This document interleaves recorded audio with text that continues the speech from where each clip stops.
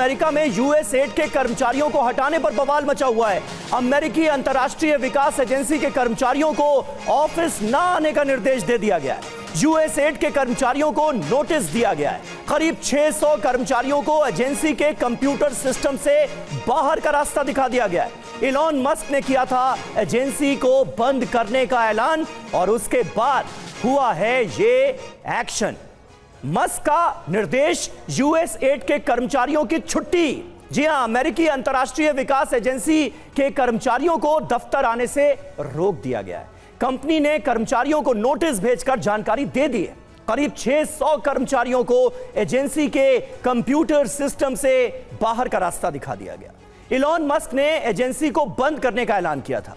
US add करीब 120 देशों में मानवीय विकास और सुरक्षा प्रोग्राम का संचालन करती है और अब इस एजेंसी को बंद कर दिया गया है। तिवारी जी, इसका मतलब क्या निकाला जाए? इस फैसले के मायने क्या हैं? कॉस्ट कटिंग से आगे बढ़कर भी क्या इस फैसले को आप एनालाइज करने की कोशिश करेंगे? मतलब तमाम अलग अलग देशों में यूएस की एड एजेंसी के तहत जो मदद मिलती थी, क्या अब वो सिलसिला भी बंद होने जा रहा है?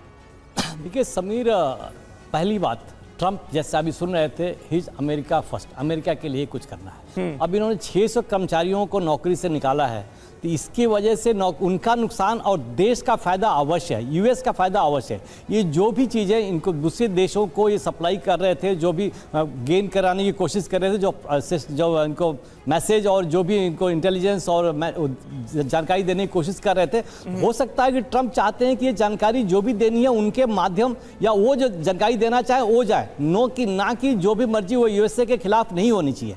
इस तरीके से उनका उस सिस्टम पे ये कंट्रोल लाएंगे और अपने लोग रखेंगे ताकि पूरे देशों पर इनका प्रभाव बना रह सके। जो ट्रंप की बात देखिए, ट्रंप जो भी कहते हैं वही करते हैं। इसमें अभी आपने बताया था कि उन्होंने टैरिफ का 1 महीने का विड्रॉ कर दिया था।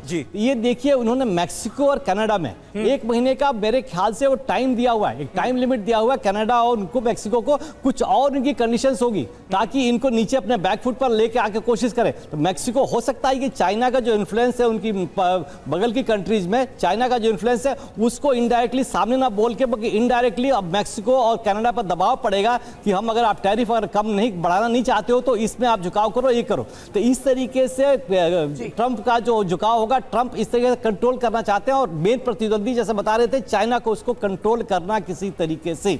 तो ये यूएस एड और इस तरीके से कई, पहले यूरोप को भी उन्होंने कह दिया था कि नाटो सेक्टर्स अपने मिलिट्री एक्सपेंडिचर बढ़ाएं। तो इनका बढ़ाने का चक्कर कि बाकी सब लोग को भी इन्वॉल्व हो, खाली यूएस पैसा खर्च कर रहा था और बाकी सब लोग इससे गेन कर रहे थे, उससे प्रभाव और फायदा उठा रहे थे।